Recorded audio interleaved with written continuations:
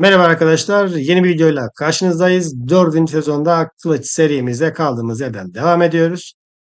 Kılıç ve Süvari serimde olmazsa olmaz konuğum, sevgili arkadaşım Vagon Necmi yani Rıdvan. Rıdvan hoş geldin. Hoş gördük. Selamünaleyküm. Rıdvan şimdi 4. sezonla beraber Yodit FSM Lagert'te çalışmıyor. Zaten bunu aylar öncesinden, 3 ay öncesinden duyurduk, ilk denemeleri yapmıştık.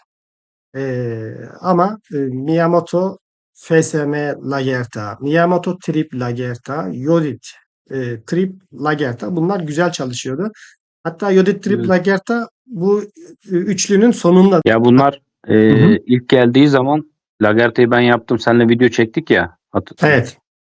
Ben bu videodan önce Barbar'da denemiştim. Hepsini denedim. Bir Fatih'im yoktu. Bana Miyamoto Truvana Lagerta daha iyi rapor vermişti. O zaman. Ben Hı sana o hı. zaman da dedim, hatta Yodit'i çıkartabiliriz dizilimden. Sonra biz seninle denediğimizde çok kötü olmuştu. Miyamoto Truvana Lagerta. Ben onu şeye bağlıyorum. Bu Truvana'nın ilk 15 saniye imza attırma becerisinin süresi var ya, 30 saniye. Bir Evet. de Lagerta'nın ilk imza attırma Olayı. süresi 1 dakika. Bekleme Hı hı. süresi var bunlarda. Biz bu süre dolmadan muhtemelen bunu denedik arda arda. O yüzden düzgün çalışmadı. Daha sonra ben tekrar deneyince o dizilimi bıraktım işte. Miyamoto Truvan Lagerta'ya döndüm. Hani biz onu gözden kaçırmışız o zaman. Ya o bekleme süreleri, Truvana'nın 30 saniye, Lagerta'nın da işte 1 dakika bekleme süresi var becerileri.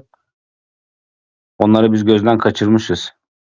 Ondan ben şaşırmıştım zaten kötü rapor alınca o zaman. Bir dakika bekleme süresi. Yine de çok yüksek bir rakam yani. Ama şu anda yine en iyi baktığımız zaman Miyamoto Fatih Lagerta, Miyamoto Trip Lagerta hala en iyisi. Tabii o şu üstteki iki dizilim işte. Bu daha çok tank, öbürü de daha çok hasar dizilimi. Bu çok Trip dayanıyor. bu çok Hasar dayanıyor. güzel. Hasar da vuruyor ama güzel de hasar da vuruyor. Tabii hasarı da güzel. Güzel de dayanıyor. Miyamoto Öyle. Miyamoto Trip Lagerta'da ise direkt hasar odaklı. Çok imza attırdığı için ilk Tabii 18 saniye Trip ani hasarı çok ya. ilk 18 saniyeye çok yüksek oranda imza attırdığı için Trip pat pat pat imza atıyor. Ama işte Fatih'in de %65 hasar azaltımı, %75 hasar artırma. Hele siz bir de bunda şey açarsanız, restorasyonları açtığınız zaman Fatih'in kudreti yükseleceği için, sıçrama yaşayacağı için Evet. bu %65 ve %75 oranlar %100 oranlarına kadar çıkacaktır. Ama Tribun'da böyle bir ihtimaliniz yok. Yani Fatih'in potansiyeli Ne? Şahin yüzüğü gibi. Restorasyonda gücü daha da çok artacak kahramanlardan biri de Fatih. Tabii restorasyonlar, o mor teknoloji işin içine girdi mi? Ondan sonra kudret bonusları, strateji bonusları, yani bu becerideki bonuslardan faydalanan komutanlar daha çok etkileniyor. Gücü daha çok Evet. artıyor.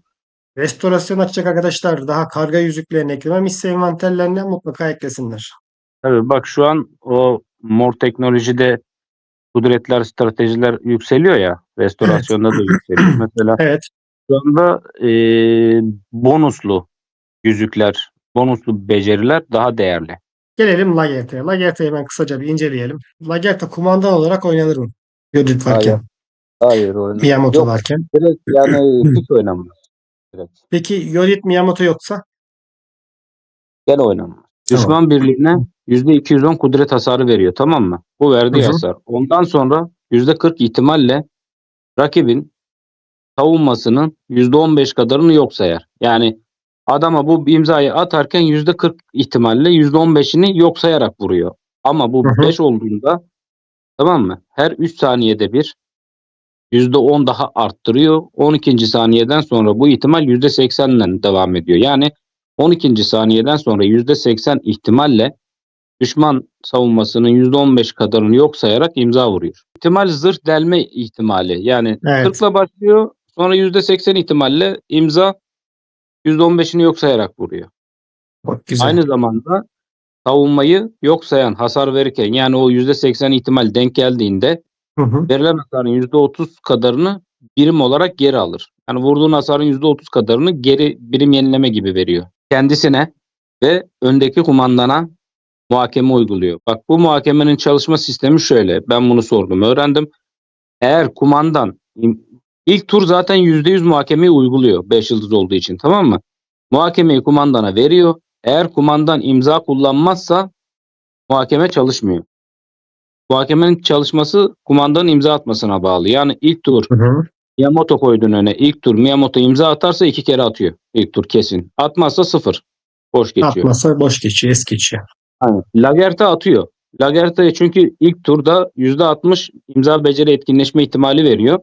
Zaten %100'e denk geliyor fullledikten sonra. Hı Yüksek hı. morali falan filan. İlk Evet. tur Lagert'e %100 atıyor. Kendisini de atıyor. Muhakeme uygulayarak ikinciyi de atıyor. Lagerta'da sıkıntı yok yani. Hı Bu hı. sadece bir turda bir kere çalışıyor. Tur başına en fazla bir kere çalışıyor. Zaten bu yüzden kumandan da olamıyor. Çünkü kendine ve kumandana uyguladığı için kendine verdiğinde zaten önde de olsa arkada da olsa veriyor. O yüzden kumandan Hı olmasının hiçbir anlamı yok. hı. Bir de bu, bak en altta yazıyor, bekleme süresi 60 saniye, tamam mı? Evet. Sen şimdi meydanda savaştın, çıktın. Bir dakika dolmadan gene girdin. Bu muhakeme olayı var ya, ilk tur. Dedim ya hani Evet. Hı hı. kendisini uyguluyor kumandan. Bu denk gelir gelmez. %100 diye bir ihtimal kalmıyor. Sadece ilk vurup bir dakika sonra tekrar %100 ihtimalini arttırıyor. Evet. Kudretini 50 artırıyor. Hasarını %10 ilave kudret bonusu artırıyor. Kritik saldırı Burada da hasarını ise 6 saniyeni %30 azaltıyor. bak, bunun da çalışma prensibi şu. Lagerta 3 tane imza kullandıktan sonra Hı hı. kumandana yani kudreti en yüksek olan kumandan ayarlıyoruz biz zaten. Kumandana veriyor 50 kudreti. Hasarında %10 kudret bonusla arttırıyor. Bu süre 6 saniye sürüyor. Tamam mı? Bu kudret hasarı arttırması ve verdiği kudret 6 saniyeliğine sürüyor. 6 saniye içinde 3 imza daha atarsa süresi uzuyor, devam ediyor. Arkadaşlar artık ya birisine alıştık. Beceriyi tam anlamadığımız zaman ya da farklılık hissettiğimiz zaman direkt sorup öğreniyoruz yani. Beceri açıklamaları eksik, hatalı bu oyunda. Hala eksik, hatalı. Bir beceriyi okuduğunuz zaman eğer anlamadığınız ya da farklılık gösterdiğini düşündüğünüz bir nokta varsa bize sorun arkadaşlar. Biz daha önceden sormuşsak hızlıca cevaplarız. Yüksek moral zaten biliyorsunuz arkadaşlar. Kahramanın aktif beceri etkileştirme ihtimalini %18 artırır dedik. Bu Lagerta'nın 4. sezonda olmazsa olmazlarından birisi imza becerisi. Olağan dışı kan bağı, kumandanı bufflaması, güçlendirmesi. Aynı zamanda Lubu gibi ileride Lubu'ya benzer kritik vuran kahramanlardan ne yapması? Birliği güzel şekilde savunması. Onun dışında arkadaşlar bir de yetenek ağacına bakalım hızlıca. Birliklerin ikinci vuruşlardan aldığı hasarı %12 azaltır arkadaşlar. Burada da bir ne var? 20 level bir porsuk yüzüğü var. Lagerta'nın özelliği de bu. Hem porsuk yüzüğü var üzerine hem de kritik hasar azaltımı var. O yüzden 4. sezon Lagerta kılıçta olmazsa olmaz. Biz zaten bunu çok denemiştik. Lagerta'nın olmadığı komplar Lagerta'nın olduğu komplara karşı hep dayak yedi. Yani Lagerta'nın olduğu komplar bütün kompları yendi. O biraz toparlama geldi kılıca, o Lagerta'nın şeyinden dolayı ya. Yetenek ağacından dolayı. İkincil vuruşlardan yediği hasar azaltması güzel oldu biraz. Evet. Lübnan'ın saçma sapan şekilde bir anda 50 bin 60 bin asker silmesi ben hala anlam veremiyorum yani. 50-60 bin asker nasıl silebiliyor yani kahraman? Hele Yalnız iki. bu ara bu Lubu'nun etkinliği geldi ya. Hı hı. Ben bunun tekrar bufflandığını düşünüyorum. Gene anlamsız bir hasarlar çıkarmaya başladı. Ay, Fark ettim. raporlarını atmıştım bana. Evet. Raporlarını ben tekrar atarsam WhatsApp grubunda yarın öğleden sonra videoyu paylaştıktan sonra WhatsApp grubunda duyurular kısmına paylaşırım. İnsanlar da görmüş olur. Şimdi biz Miyamoto'ya Miyamoto Fatih Lagerta'mız varsa Miyamoto'ya hangi beceleri almamız lazım? Buradakiler değil mi? Doğru olan bunlar. Rakipsiz saldırı yüksek moral. Doğru mu? Ee, doğru. Doğru. Şimdi bu Fatih varken Ruvana'ya kıyasla imza sayısı biraz düşük kalıyor. Hı. Çünkü Ruvana daha çok beslediği için, o İmzayı. yüzden Evet. rakip saldırıyı kullanması daha mantıklı. Rakipsiz saldırı, yüksek moral, huzurlu sınak, baykuşağıdı. Bu arada arkadaşlar Fatih nerede oynarsanız oynayın huzurlu sınak, baykuşağıdı. Lagerte ise yüksek moral, olağan dışı, kamba becerilerini alıyoruz. Burada beceriler bu şekilde. Tribuana varken de arkadaşlar Miyamoto'ya rakipsiz saldırı yerine şiddetli hücum alıyoruz. Peki Yodit Trip Lagerte oyuncaklar için Yodit'e hangi beceriler lazım? Yodit Trip Lagerte.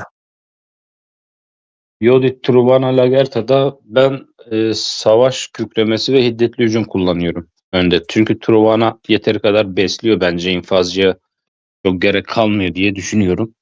Hı hı. Ama hiddetli hücum da kullanılabilir mi? Kullanılabilir. Yani aralarında aslında bakarsan çok bir fark yok. Aşağı yukarı birbirine denk gibi bir şey. Ha Tamam. şey, Hı hı. avantajından dolayı ben kullanıyorum. Şimdi savaşçı kükremesini 5 yıldız yapmadan da %30 ihtimalle kullanabiliyorsun. 6 saniye hasar arttırımı veriyor. Hı Şimdi hı. infazı mutlaka fulllemen lazım. Hani parşömenden istifade ederekten dolayı söylüyorum yani. Çok aralarında hasar olarak bir fark yok. Hı. Yani infazı fulllemen lazım. Savaşçı küklemesini fullemesen de seni kurtarıyor yani. Şimdi parşömen Anladım. yokluğu yaşıyoruz biz çünkü biraz. Ondan yani.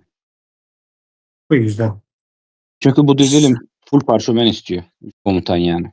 Sıra geldi yüzüklerine. Miyamoto Fatih Lagerta'da yüzükler. Ne önerirsin? Abi Porsuk yüzüğü. göğe giden porsuk, sakin su. Peki iki tane sarı yüzük alamayacaklar için yonca yüzüğü değil mi? Yani porsuk, yonca, ya göğe giden ya sakin su, hangisi varsa elinde. Hangisi varsa ondan devam Ama etsinler. Fatihli dizilimde ben sakin suyu tercih ederim ya. Zaten Fatih'in tank olduğu dizilim, izinde. daha da Evet. tank olması daha makbul olur bence. Hı.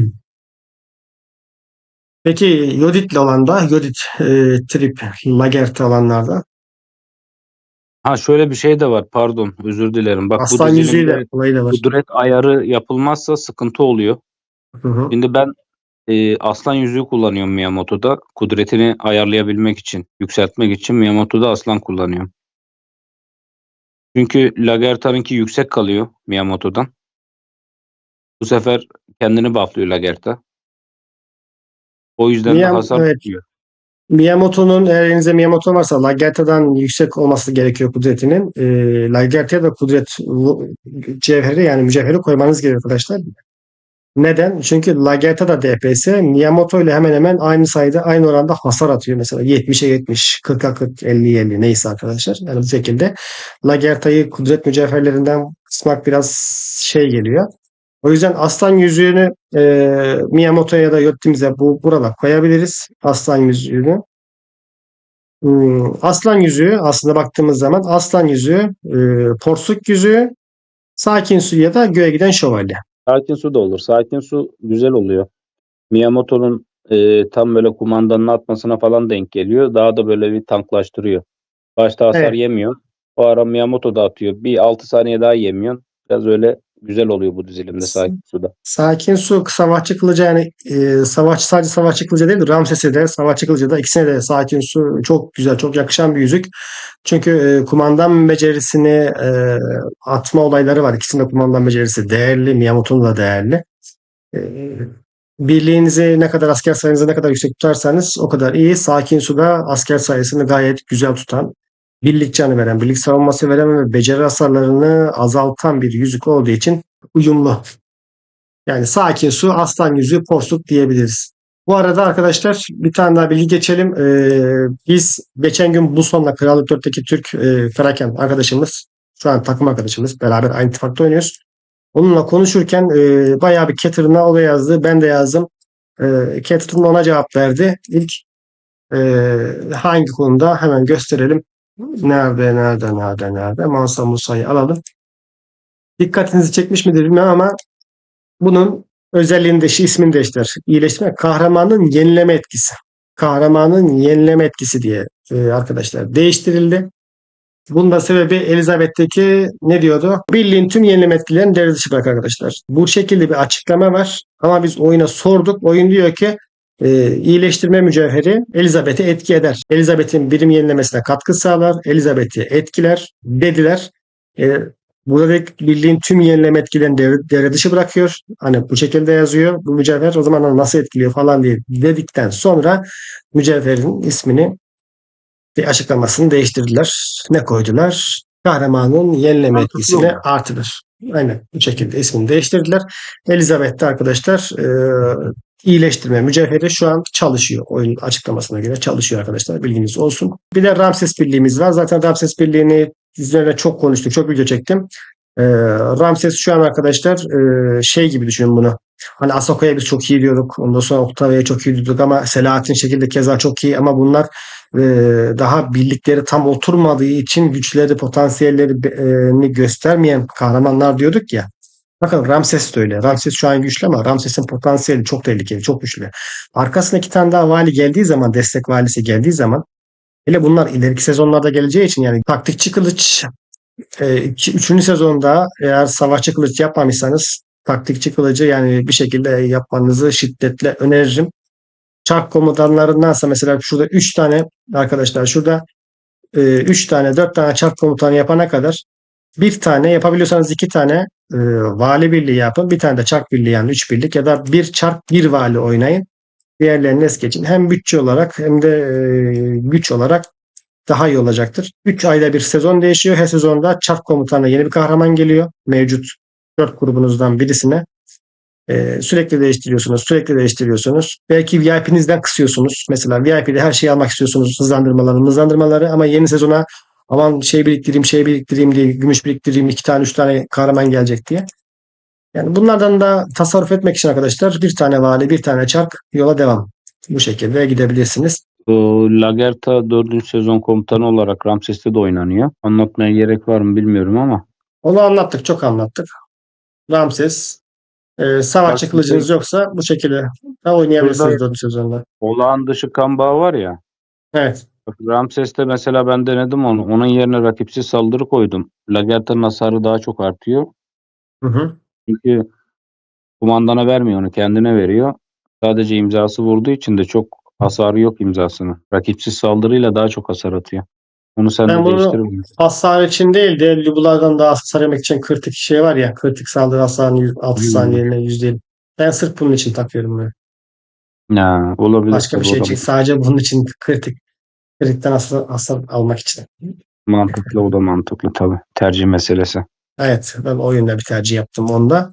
Ee, Savaşçı kılıç bu şekilde arkadaşlar. 2 gün sonra da anlatacağız arkadaşlar. 5 yıldız Timur'un etkileri, 3 yıldız Timur'un etkileri birlikte gözle görülür, dişe dokunur. Yapılmalı mı, yapılmamalı mı? 4. sezonda o konu hakkında enine boyuna değineceğiz.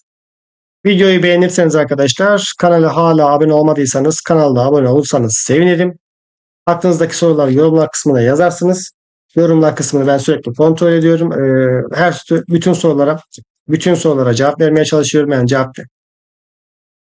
yorumlar kısmını ben sürekli kontrol ediyorum. Bütün sorulara elimden geldiğince cevap vermeye çalışıyorum. Yani orada cevapsız yerli olsun yabancı olsun cevapsız yorum bırakmıyorum. Hepsini cevaplıyorum arkadaşlar. WhatsApp grubumuza katılmadıysanız açıklama kısmında WhatsApp grup linkini ekliyorum. Viora Game'den eğer alışveriş yapacaksanız arkadaşlar referans kodunu aşağıya bıraktım. Ona tıklayarak alışverişinizi yaparsanız sevinirim. İzlediğiniz için teşekkür ederim. Kendinize iyi bakın. Hoşça kalın.